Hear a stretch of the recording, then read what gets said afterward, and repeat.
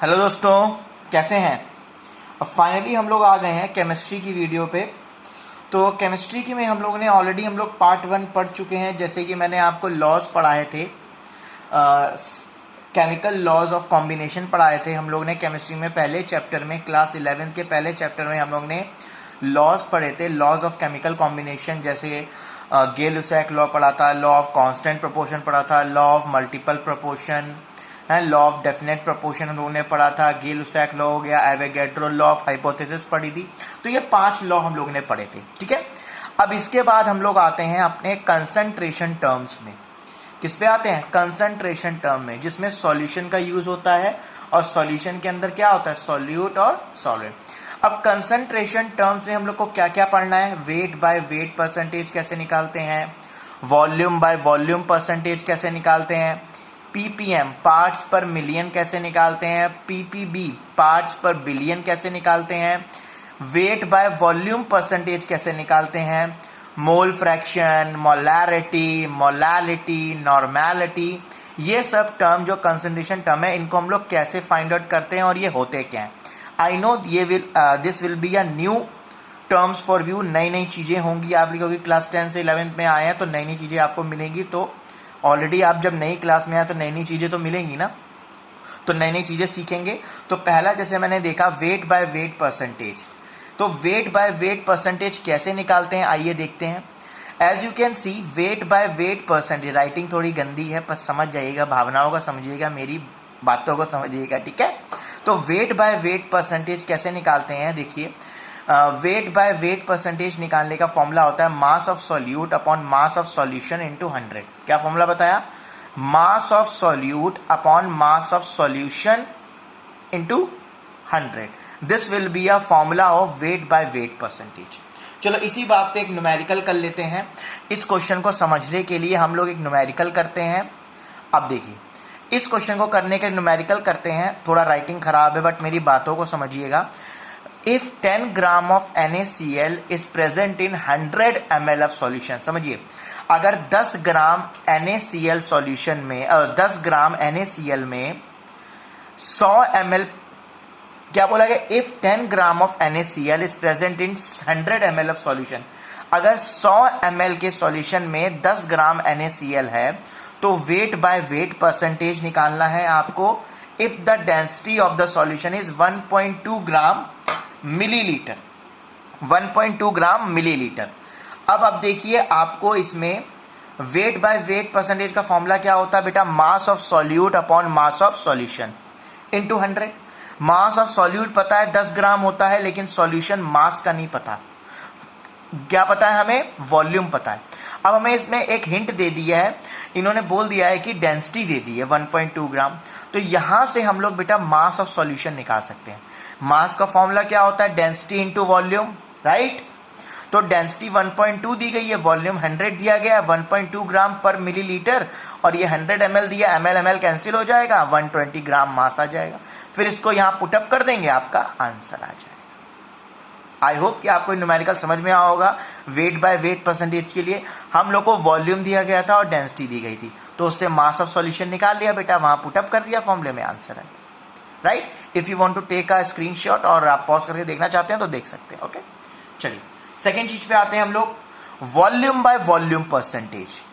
Volume by volume percentage का formula क्या होता है? Volume of solute upon volume of solution into 100। मतलब सॉल्यूट का वॉल्यूम लेंगे बेटा और सॉल्यूशन का वॉल्यूम लेंगे, इनटू 100 कर देंगे, ठीक है। अब तीसरा आता है weight by volume percentage. Wait by volume percentage का फॉर्मूला क्या होता है?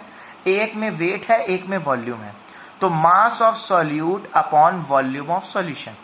Mass of solute upon volume of solution, मतलब वेट बाय वॉल्यूम क्या है? ऊपर मास आएगा सॉल्यूट का, नीचे वॉल्यूम ऑफ सॉल्यूशन आएगा, इनटू 100 कर देंगे, ठीक है, ओके। चलिए एक क्वेश्चन मैं आपको करा देता हूं जिससे कि आपको क्लियर हो जाए।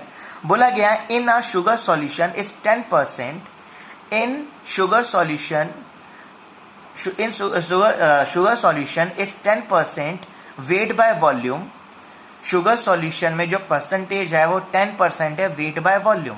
Wait by volume, find weight by weight percentage if density is 1.25 gram per millilitre. मतलब बोला गया 10% sugar solution is 10% weight by volume. Sugar solution में जो परसेंटेज है वो 10% है weight by volume. Weight by volume का मतलब है 10% का मतलब है 10 ग्राम वेट है और जो 100 ml में घोला गया। ये स्टैंडर्ड कंडीशन है। अगर वेट बाय वॉल्यूम में 10% लिख के आ जाए तो आप समझिएगा कि 10 ग्राम सॉल्यूट को 100 ml सॉल्यूशन में घोला गया।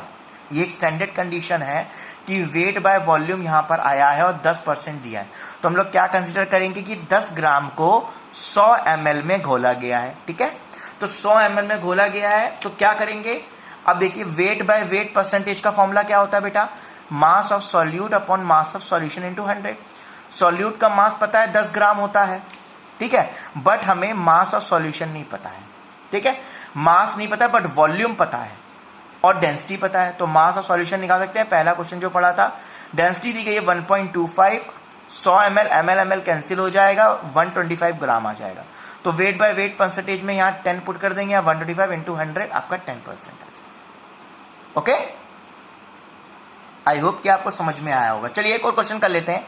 जैसे सॉल्यूशन दिया है, solution of KNO3 is 5% wait by wait, मतलब हमें वेट बाय वेट की जो परसेंटेज दी गई है, अब वो कंडीशन नहीं लगाएंगे कि 5 ग्राम को 100 ml में घोला गया, अब वॉल्यूम नहीं दिया है, ये वेट बाय वेट दिया गया। और हमें NaCl का find the mass of nitric acid, मतलब ये HNO3 है, sorry this is an HNO3 not KNO3, HNO3 है।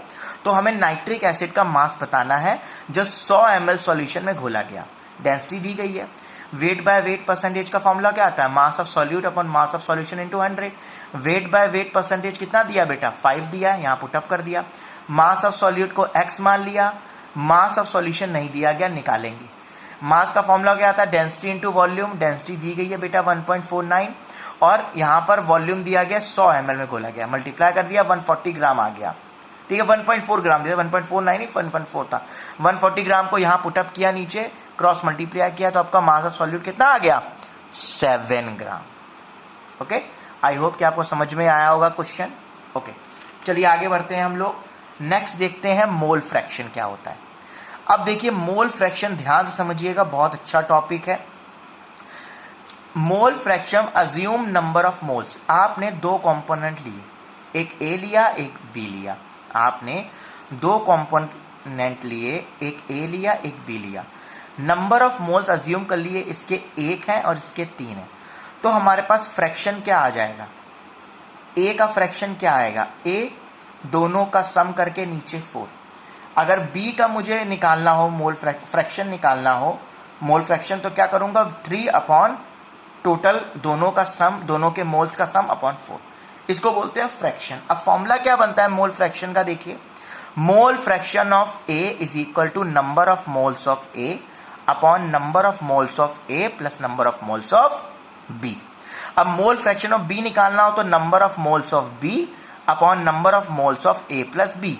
और नंबर ऑफ मोल्स कैसे निकाले होते हैं, नंबर ऑफ मोल्स कैसे निकालते हैं आपको पता है, मास अपॉन मॉलिक्यूलर मास, राइट। ये पता है ऑलरेडी, आपको क्लास 9 में पढ़ा हुआ था। ओके, चलिए एक न्यूमेरिकल कर लेते हैं इसी बात पे। 40 gram of NaOH and 54 gram of H2O, find the mole fraction of NaOH and H2O। अब हमें मोल्स नहीं दिए हैं, समझिएगा ध्यान से, मास दिया है। तो पहले मोल्स निकालेंगे, पहले NaOH के मोल्स निकालेंगे। मोल्स कैसे निकालते हैं, मास अपॉन मॉलिक्यूलर मास। 40 और इसका मॉलिक्यूलर मास भी 40 होता है, तो 1 मोल्स आ गए NaOH के। H2O का मास, मोल्स कैसे निकलेंगे, mass upon molecular mass, 54 upon 18, 3 moles आ गए। तो मोल फ्रैक्शन कैसे निकलता है, moles of NaOH upon total moles, दोनों के H2O और NaOH के प्लस कर देंगे। ऐसे ही हम लोग किसके निकाल लेंगे बेटा, H2O के, राइट। H2O के कैसे निकालेंगे, देखिए मैंने यहाँ निकाला हुआ है। अगर मोल फ्रैक्शन ऑफ H2O निकालना है तो mole fraction of H2O upon moles of H2O upon total moles, ठीक है। अब जब दोनों को प्लस करके देखोगे ना, दोनों के मोल फ्रैक्शन को, तो 1 आएगा, हमेशा 1 आता है, ध्यान रखिएगा। जब दोनों के, जब हम जितने भी हमारे जितनों के भी हमने मोल फ्रैक्शन निकाले हैं, उन सबको जब लास्ट में ऐड करेंगे तो आंसर 1 ही आएगा। ओके, चलिए एक क्वेश्चन मैं आपको दे रहा हूं, ये क्वेश्चन आपको करना है। मुझे इसका चैट में आंसर बताएंगे, लिख लीजिए। A solution has 46% of weight by wait ethyl alcohol, मतलब C2H5OH in water. Find the mole fraction of ethyl alcohol का निकालना है। तो 46 वेट बाय वेट है, 46%, तो 46 gram of C2H5 in 100 gram of solution, in 100 gram of solution. Wait by wait मतलब 46 ग्राम को 100 ग्राम में, 100 ग्राम के सॉल्यूशन में घोला गया। एक स्टैंडर्ड कंडीशन है, वेट बाय वेट को कंसिडर कर सकते हैं 100 ग्राम। तो यहां पर हम लोग क्या ले रहे हैं, 46% वेट बाय वेट है, तो 46 ग्राम C2H5 को 100 ग्राम में घोला गया। तो नंबर ऑफ मोल्स निकालेंगे C2H5 के, मोल बाय मोलिकुलर मास 46 अपॉन ये मोल्स आ गए हमारे पे C2H5 के, कितने आ गए, 1 आ गए। अब मोल्स ऑफ H2O निकाल लो, इतने अब मोल फ्रैक्शन इसका निकालेंगे, क्या आ जाएगा, 1 अपॉन 1 अपॉन, ये आ गया। ठीक है, ओके, श्योर। अब आप बोलोगे सर यहाँ H2O के मोल्स मास 54 कैसे आया? आपको देखिए, अगर 100 ग्राम का सॉल्यूशन है, 46 ग्राम C2H5 है, तो H2O कितना बचेगा, माइनस कर देंगे तो यहाँ से। ठीक है, आई होप कि आपको mole fraction, wait by weight percentage, wait by volume percentage, volume by volume percentage आपको समझ में आई होगी। ओके, तो इतना आप लोग पढ़ के रखिएगा, रिवाइज करके रखिएगा। नेक्स्ट क्लास में हम लोग PPM, PPB, मोलारिटी और मोलालिटी पढ़ेंगे। Okay, till then bye bye, take care, have a nice day.